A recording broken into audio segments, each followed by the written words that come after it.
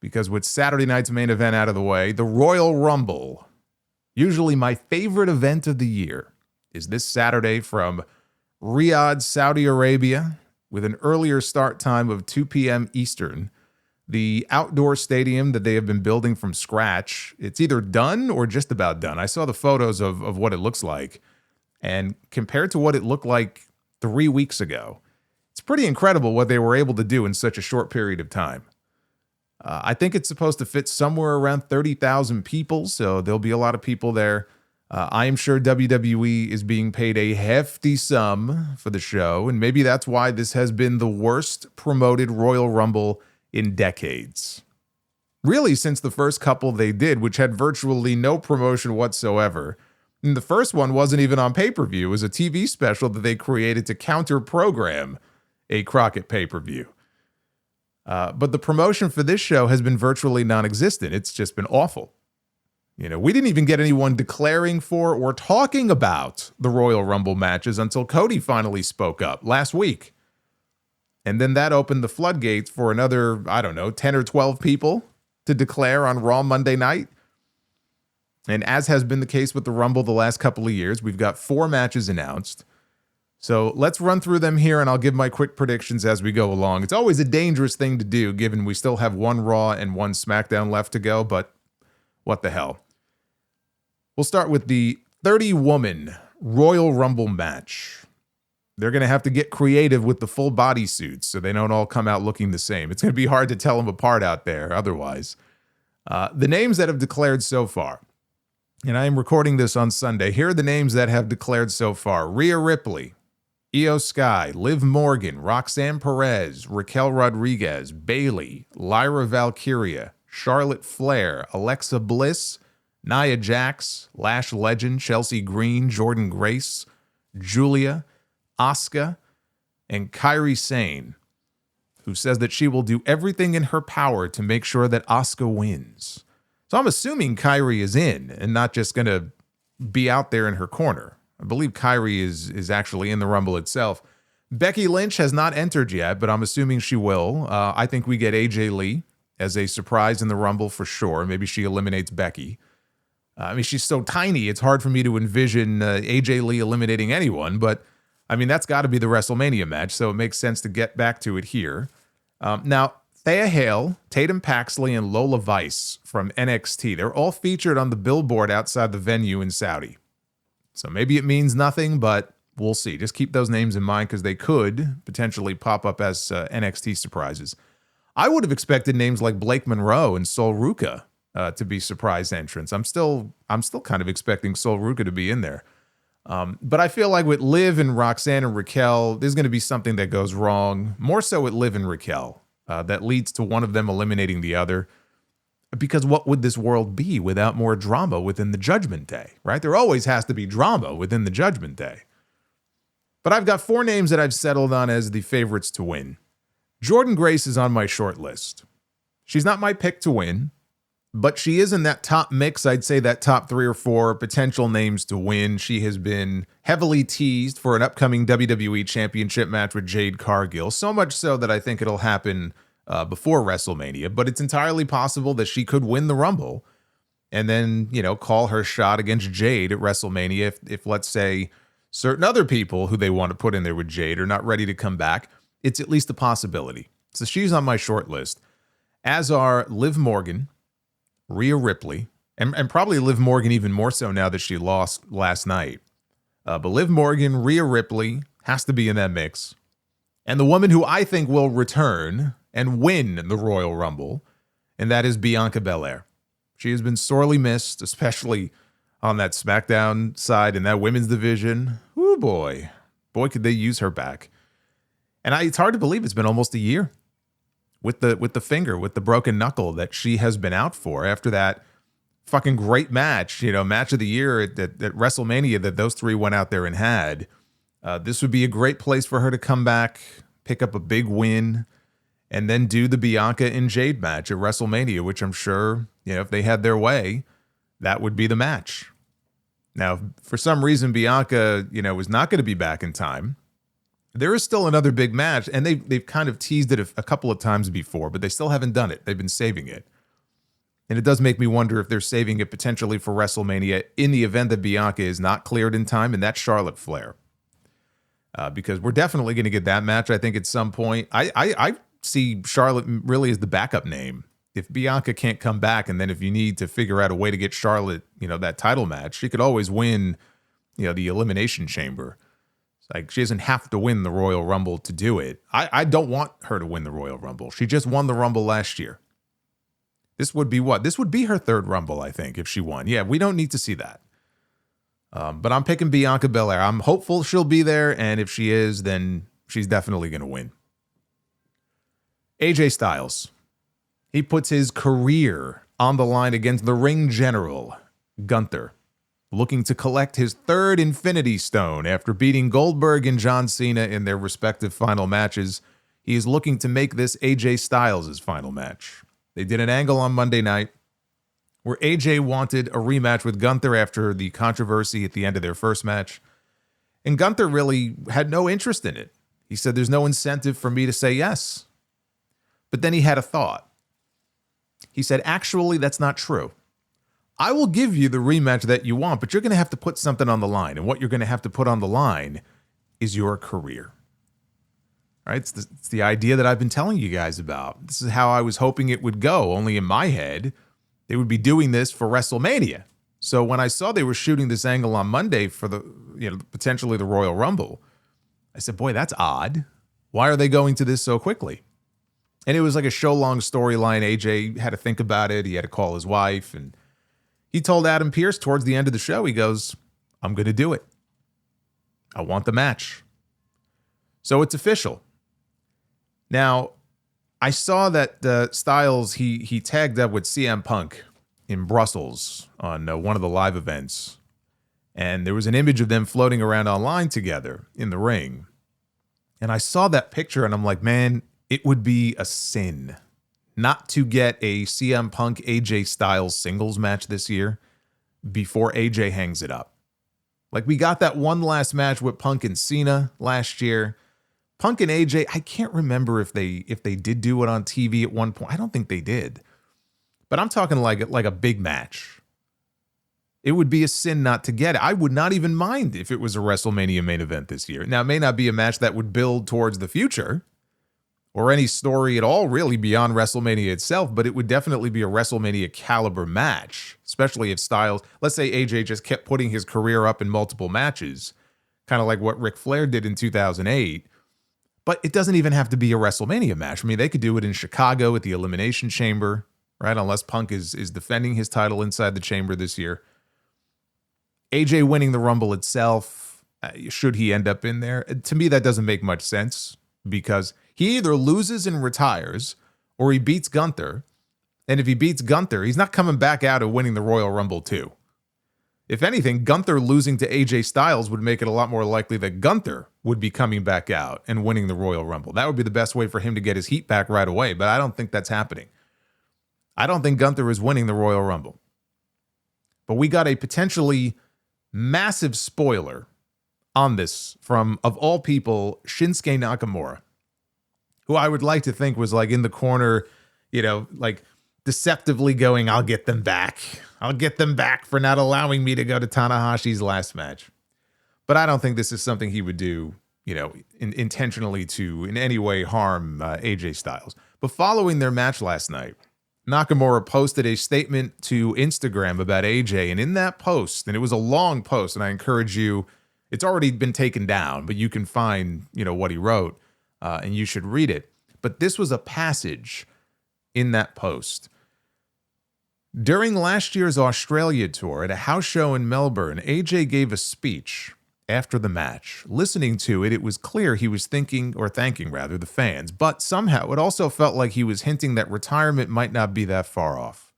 The tour continued to Japan, and before the shows there, I asked him something. We were in a van on the way to the meet and greet, and I asked him, when are you going to retire? He answered, the Royal Rumble. I've already decided. And again, there was a lot more to the post than just that. It was a long read just about their rivalry and their friendship over the years. It has since been deleted. So, did Nakamura have a brain fart? Or are we looking at some kind of story they're cooking up for season 3 of Unreal? I'm not sure. I don't know what to think with this company anymore. If he really was told to take it down, that's a massive fuck up on his part. And it makes me very sad because I said it last night. I cannot believe that on 7 days notice or I guess it would be 14 days, whatever it is, on short notice like this, they would put this whole angle together where he's going to put his career on the line. Only a month after John Cena's retirement. And the first PLE of the entire year that AJ Styles would retire in Saudi Arabia at the Royal Rumble. I couldn't see it. It's hard for me to envision that, but it is looking increasingly likely that he may very well be retiring next weekend. And I just can't wrap my head around that. Now, I know it's 10 years to the very event that he debuted, but we're so close to WrestleMania. And you would think they would want to put some distance between what we just saw with John Cena and then AJ stepping away. Because I never really expected AJ to go the entire year. And I know AJ has said before he didn't want a John Cena type retirement tour. I mean, I wouldn't either after looking at the way his tour was booked last year. But I at least thought they would find a way to get him to WrestleMania. If his contract really was up in February, which is something he mentioned a while back, I'm sure they could negotiate some sort of extension, get him to Las Vegas, get him to WrestleMania, and give him, a proper send-off on a major show like that. And then he can walk away if he wants. We're so close. And there's still a few big matches left for him to have. I mentioned the Punk match, and even those TNA teases a few weeks ago, him staring at the TNA World Heavyweight title, of which they then took off Frankie Kazarian anyway. But they've dropped a lot of hints there too. I want to believe that, like in their first match, I see the match playing out and he's got Gunther on the ropes, so to speak. Like Gunther is throwing everything at this guy and it's just not working. So again, he takes the cheap way out and he does something to get himself disqualified because he senses that, victory may not be in the cards for him tonight. So he gets himself disqualified. So AJ wins. Technically, his career goes on. And then we can get one more match out of it. If you still want Gunther to be his last opponent, I mean, you can still do that. So that's what I want to believe in my brain, and that's how they get out of this. I'm still picking AJ Styles to win. It's looking more and more like it may be wishful thinking, but I'm sticking with AJ to win. I think more so just because I don't want to see him lose this match. I want to believe the Nakamura post was a swerve, but reality is beginning to set in now that this could very well be it for the guy. Drew McIntyre. He will defend the WWE Championship, his first defense of this title that he took from Cody Rhodes. He'll be defending it against Sami Zayn, who won the Fatal 4-Way last night on Saturday night's main event to earn this shot. They have been heavily teasing this match on television, and Sami has gotten back to the story about how I'm going to win the big one. I'm going to become a world champion this year. Drew McIntyre points out that Sami is 0 for 11 in matches with Drew, and he's not worried. Why would this be any different? He tried to ambush him after the Fatal 4-Way last night. That didn't work. He sent McIntyre out of the ring. So there's a lot of history here between these two. And I'm not going to tell you that it's impossible to conceive that Sami Zayn could win the championship in Saudi Arabia, but I'm just telling you, he's not winning the championship in Saudi Arabia. I do not see that happening. Drew McIntyre is going to retain. This is first defense. Drew McIntyre is not losing the title in his first defense to Sami Zayn. This loss will feed into the larger story. Sami will eventually win the big one. It may be in Saudi, but it won't be until next year at WrestleMania. I do not think it is happening on this particular show. He should enjoy his win last night because I don't believe that he will be enjoying any victories next weekend. So this one seems like it's pretty straightforward. I think Drew retains. And then we have the 30-man Royal Rumble match.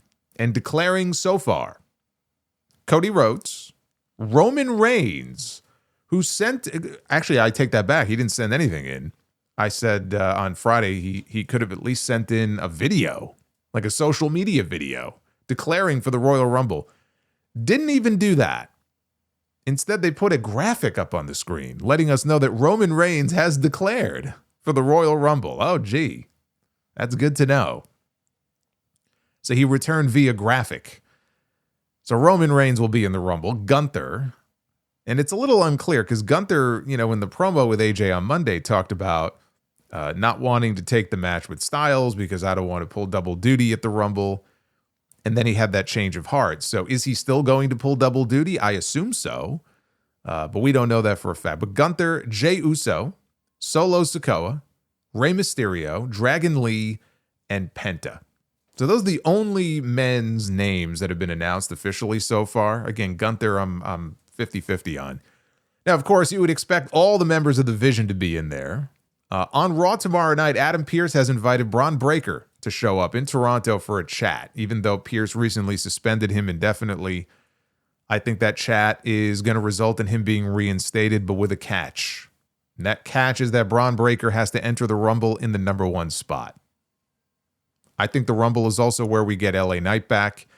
We have not seen him since he got taken out by the Vision. I think he'll get a measure of revenge on at least one of them, if not some of them here. I think we'll see Brock Lesnar. I do think that he'll be back in the Rumble. And we are going to see Oba Femi making his official main roster debut. And I think Oba Femi is going to eliminate Brock Lesnar to kick off a program with the two of them for a WrestleMania match. I think if they're going to be debuting Oba Femi now and not waiting until after WrestleMania, you got to get him a big match at WrestleMania. Realistically, him winning the Royal Rumble would be a little too extreme for WWE. That would be a little too bold for WWE. But I do think you want to give him a really memorable moment in this Rumble. And I think Oba eliminating Brock to kick off a program between the two of them, that would be a pretty big deal for him. So that's my prediction there. Now, if Breaker enters at number 1, if I'm right about that, especially if he does not win the Rumble, I think they're going to give him the elimination record for this year and not Oba. Oba doesn't have to do much more, honestly, than dump out Brock to really make a statement on this show. I think we'll see Dominic Mysterio back here in the Rumble. I think we'll see Chad Gable as well, unless we get him back on Raw tomorrow night first. But he'll be in the Rumble either way. I'm torn on whether Chris Jericho returns here or if they hold it off for TV next week. Just because, maybe Jericho wouldn't want to just be one of many. Maybe they wouldn't want to eliminate him first, right? His first night back in. So they save it instead as a surprise. Like everyone's expecting Chris Jericho to be in the Rumble and then he's not. But then like on Monday, they hit you with it. There's some kind of big elaborate entrance because this is how Jericho has come back before, right? These big elaborate entrances and then he walks out there. So I could see that. I could see them wanting to hold him back because they think it's a little, too predictable. If he doesn't show up, it doesn't mean he's not coming in. I absolutely think he's coming in. But, I'm gonna say that he'll probably be in the Rumble, but if he's not, then I would expect to see him on TV next week. Now, look, I floated a wild idea a few weeks ago where Oba Femi does debut and win the Royal Rumble, and then he goes on to win the world title at WrestleMania. I don't realistically think that they would do it.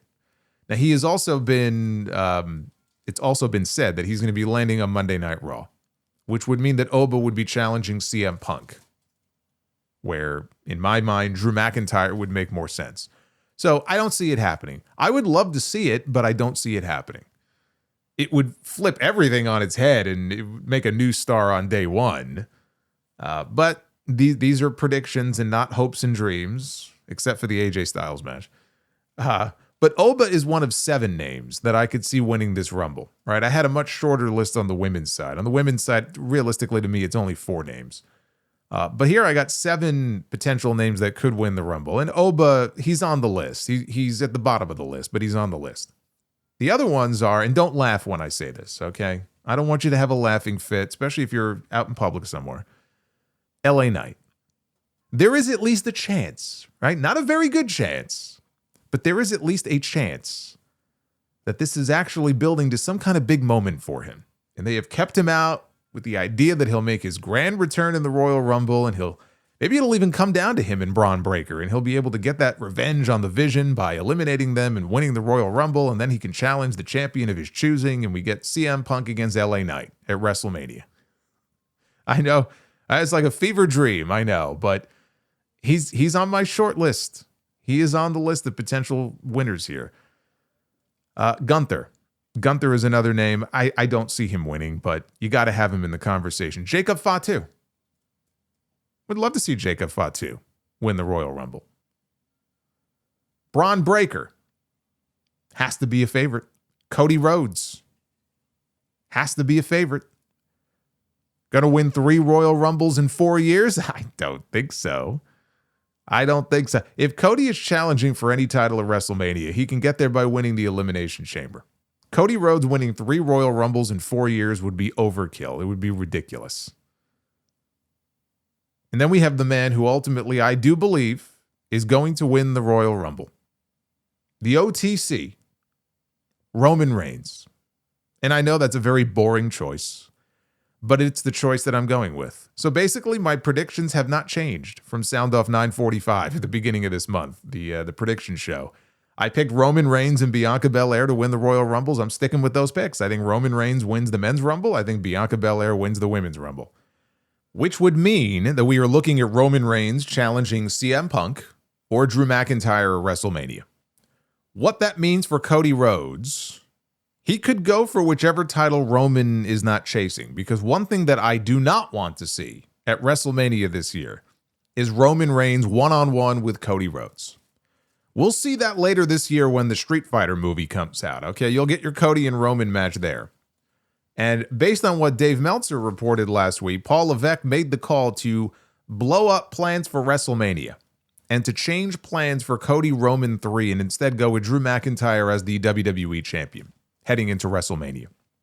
So anyone who doubts that plans change and mocks Meltzer for it, just watch WWE Unreal, okay, with their fucking whiteboards, and you'll know plans change all the time. They have preliminary plans. Oh, let's do this. No, let's do that.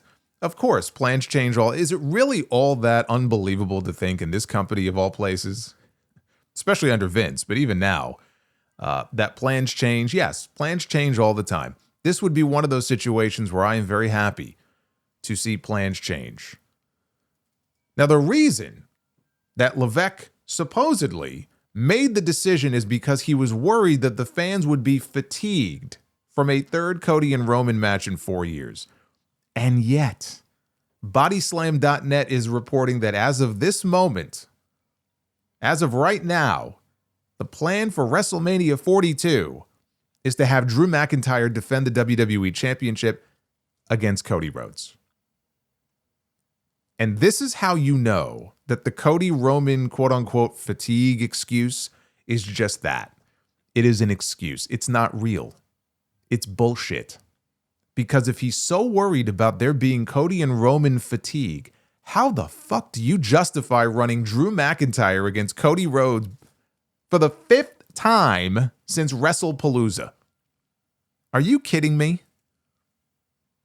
You got to at least add Jacob Fatu and make it a triple threat if you're going to do that.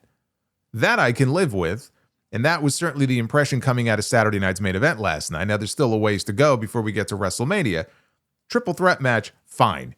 But the idea of doing Cody and Drew one-on-one, and you just had a 3 stages of hell match with these guys, with multiple stipulations in the course of one match, that doesn't work. And so this whole thing, like, no, the reason Paul Levesque moved away from another Cody and Roman match at WrestleMania, you want to know why he moved away from that? It's because neither man wanted to lose to the other. If that match does not happen at WrestleMania this year, that is why that match is not happening. It has nothing to do with this sudden realization that, oh my God, we might be tiring the fans out if we give them another Cody and Roman match. And then at the same time, you're going to book another Cody and Drew match. Give me a fucking break. Do not buy that excuse. Now, another surprise that we could potentially see in the men's Royal Rumble match is Powerhouse Hobbs, who has officially signed with WWE. Meltzer says that nobody in AEW had anything negative to say about Hobbs and that he made the decision based on what was best for his family, which would mean that he got more money to jump because, I mean, schedule-wise, he'd have the better schedule working for AEW, right? If time away from his family was an issue, he would have the better schedule with AEW. So that makes it sound like it came down to money, and I doubt very seriously because, look, he was said to have gotten a substantial offer from AEW to stay, like big money, big money. And I doubt WWE was willing to give him more than what Tony Khan was offering him to stay. That tells me that he knew that he had hit his ceiling in AEW and he wanted to try to level up somewhere else. He probably took a pay cut to leave, or at least, whatever he took was not as much as what he was being offered. But I mean, it's not like he's working for pennies. I'm sure he's doing very well for himself either way. But the idea that WWE and TKO, they outbid AEW. If AEW made such a substantial offer to him, I don't buy that for a second. He saw the writing on the wall. He had gotten as far as he was probably going to get, and he split. So he's already gotten a new name. They've already filed for, I guess, trademark applications. The name that he is going to be debuting with is rumored to be Royce Keys. Now, I don't know where the Keys is from, but Royce is the name of his young son. So it's very much a Kevin Owens type of deal there as far as the name. I think Royce Hobbs would have been a better name, but if he debuts as Royce Keys, it's not a terrible name. Within a few weeks, nobody will even be talking about it. I could see him showing up in the Rumble. There was someone on the SmackDown stream the other night who floated what I thought was an interesting idea, and I don't hate it, which was to pair him up with Trick Williams as Trick's bodyguard. I like it. I like it because then you always have the eventual split, and he turns into a monster babyface. And Trick is already a big deal on SmackDown. So you put even more heat on the guy by having him walking around having a bodyguard. Kind of makes him feel like a bigger deal too. But I told you last week, I said SmackDown has a major depth issue when it comes to top heels. They don't really have any. Outside of Drew McIntyre. Trick is still very new. I guess Hobbs would be too, but Trick is still very new. Aleister Black hasn't really taken as a top heel yet. And Solo Sikoa, no one is taking him seriously as a top heel on that show. Not when he's running around stealing people's lanterns. Hobbs coming to SmackDown as a heel on his own could really help that show, especially if they're going to be sending Oba to Raw. So that's the only thing. I just feel like he would be more useful to SmackDown if they introduced him straight away as a heel and really built him up as a major force on that show. But I don't hate the idea if they wanted to introduce him as a heavy for someone. I think Trick would be the perfect person for that.